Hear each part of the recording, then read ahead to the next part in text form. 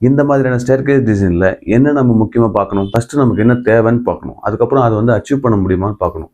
Achieve பண்ணுறதுக்கான வாய்ப்புகள் என்னென்ன இருக்குன்னு பார்க்கணும். ஃபஸ்ட்டு எனக்கு ரொம்ப மினிமம் திக்னஸில் வந்து ஸ்லாப் காங்கிரீட் வந்து தேவைப்படுது. அதாவது அந்த ஸ்டேர்கேஸ் வந்து பார்க்கறதுக்கு ரொம்ப மினிமமாக இருந்தால் பார்க்கறதுக்கு நல்லா இருக்கும்னு சொல்கிறது நினைக்கிறது தப்பே இல்லை. ஆனால் அது வந்து காங்கிரீட்டில் எந்த அளவுக்கு பண்ண முடியும், இல்லை காங்கிரீட் தாண்டி வேற என்ன ஆப்ஷன் இருக்குது? ஸ்டீல் இருக்குது, எம்எஸ் இருக்குது, இன்றைக்கி வந்து எஸ்எஸ்லேயே வந்து ஸ்லாப் பண்ணுறாங்க. ஸ்டீலில் நீங்கள் வந்து ஸ்டேர்கேஸ் பண்ணிவிட்டு அதுக்கு மேலே வந்து உட்டன் பிளாட்ஃபார்ம் போட போகிறீங்களா அப்படின்னு சொல்லிட்டு நீங்கள் டிசைட் பண்ணணும். இன்கேஸ் காங்கிரீட்டில் தான் உங்கள் ஸ்டேர்கேஸ் நீங்கள் டிசைன் பண்ண போகிறீங்க அப்படின்னா அதோட மினிமம் திக்னஸே வந்து 75 mm, அதாவது 3 இன்ச்சுக்கு குறையாமல் இருக்கணும். அதே மாதிரி அந்த 3 இன்ச் காங்கிரீட் உள்ள இருக்க கம்பி வந்து என்ன டயால் இருக்கணும், என்ன ஸ்பேசிங்ல இருக்கணும், எப்படி ஹூக் வந்து பென் பண்ணணும் அப்படின்னு சொல்லிட்டு எல்லாமே வந்து ஸ்ட்ரக்சரல் டிராயிங் வாங்கி ஒர்க் பண்ணுங்க. அடுத்து என்னதான் நீங்க செயின்லிங்க் ஸ்டேர்கேஸை வந்து ஸ்டெப்பா வந்து டிசைன் பண்ணாலும் அதோட ஸ்லாபை வந்து வால்ல வந்து 2 இன்ச்சு காடி எடுத்து உள்ள வந்து நீங்க பிளேஸ் பண்ணுங்க. அப்படி பண்ணாதான் மேலே ஏறும்போது வைப்ரேஷனும் குறையும். இந்த மாதிரி ஸ்லாப் வந்து பெண்ட் ஆகி உடையறதுக்கான சான்ஸும் வந்து குறையும். நீங்க ஸ்டார்டிங்ல பார்த்த வீடியோவோட ஸ்லாப் திக்னஸ் வந்து வெறும் 50 mm தான், அதாவது 2 இன்ச்சு தான் போட்டிருக்காங்க. ஸோ கண்டிப்பா அதெல்லாம் வந்து தாங்காது. நமக்கு வந்து வீட்டோட லுக்கை இன்க்ரீஸ் பண்ணுன்றதுல எந்த வித மாற்று கருத்தும் கிடையாது. அதே சமயம் அது எந்த அளவுக்கு பண்ண முடியும், இல்லை இதை தவிர வேற என்ன ஆப்ஷன் இருக்குன்னு சொல்லிட்டு கண்டிப்பா தெரிஞ்சுக்கிட்டு அதுக்கப்புறம் ஒர்க் பண்ணுங்க.